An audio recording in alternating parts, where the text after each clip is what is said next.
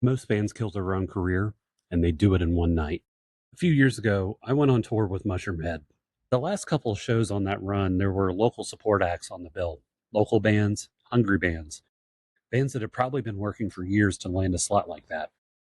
And watching these bands interact with the crew, the stage, the headliner, the production timeline, I saw something I couldn't unsee. It wasn't because their music was bad, some of it was genuinely good. The problem was how they were behaving.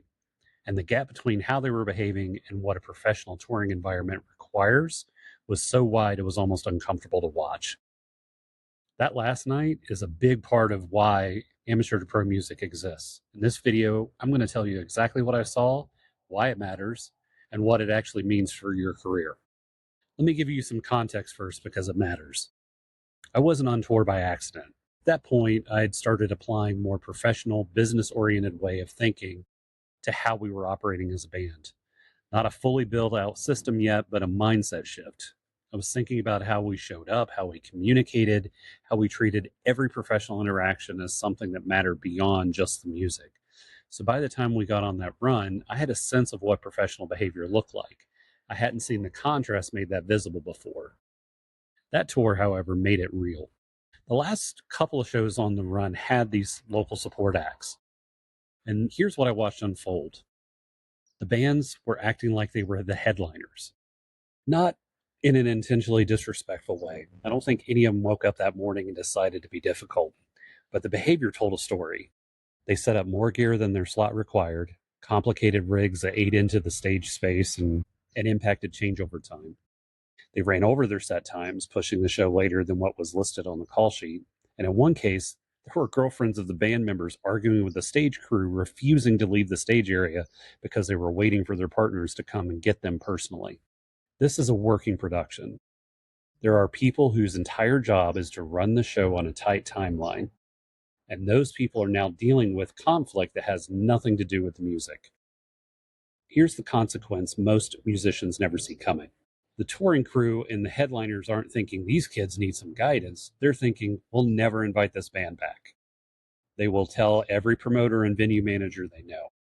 One support slot handled wrong can quietly close doors for years without you ever knowing why. I want to be clear about something.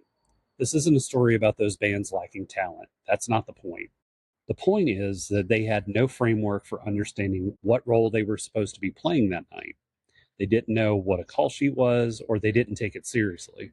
They didn't understand that a touring headliner's crew is a professional operation with a timeline, and that your job as support is to make their night easier, not harder. They weren't thinking about the relationship they were building or destroying with every decision that they made. They were thinking about themselves, and that's the amateur move. Here's what that night made me realize, and it's the idea that eventually became known as APM or amateur to pro music. The difference between a band that builds a real career and one that stays stuck isn't where they're from. It's not local band versus national act. It's not small market versus big market. Those things matter less than people think.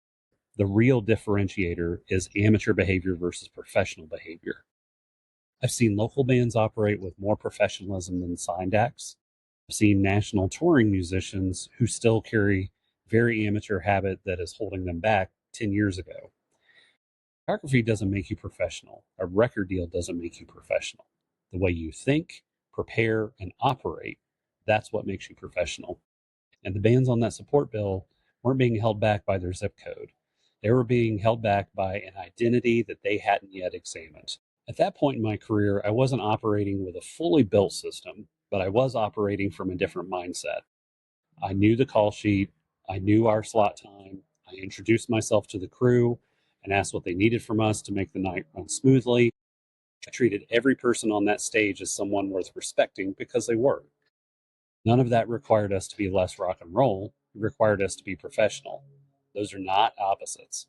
The result was that we built relationships. We got invited back. We got referrals. We were treated like peers by people who had been doing this for decades, not because of our streaming numbers, but because of how we showed up. That experience, combined with everything I've learned about business systems, eventually became the framework I built in amateur to pro music.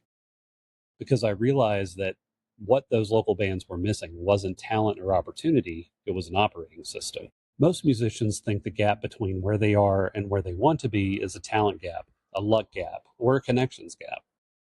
They think that they need the right song, the right viral moment, the right industry contact. What I watched on that tour points out something different. The gap is almost always a behavior gap, an identity gap. The question isn't whether you have the talent to make it. The question is whether you're operating like someone who already takes this seriously. If you're watching this and you're ready to close that gap, here's what I want you to do next. Inside the amateur to pro music community on School, I work with musicians on exactly this. We start by developing your mission statement, which is the foundation of everything that you do. From there, we build a 3-year vision and your artist strategy. And when you join, you get all of that for free and a free one-on-one artist strategy call with me to help you map out where you are and where you're going. All of this is free when you join the community. The link is in the description below. Also, drop a comment and tell me this.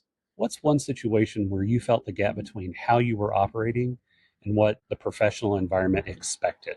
Subscribe if you want to keep building. I'll see you on the next one.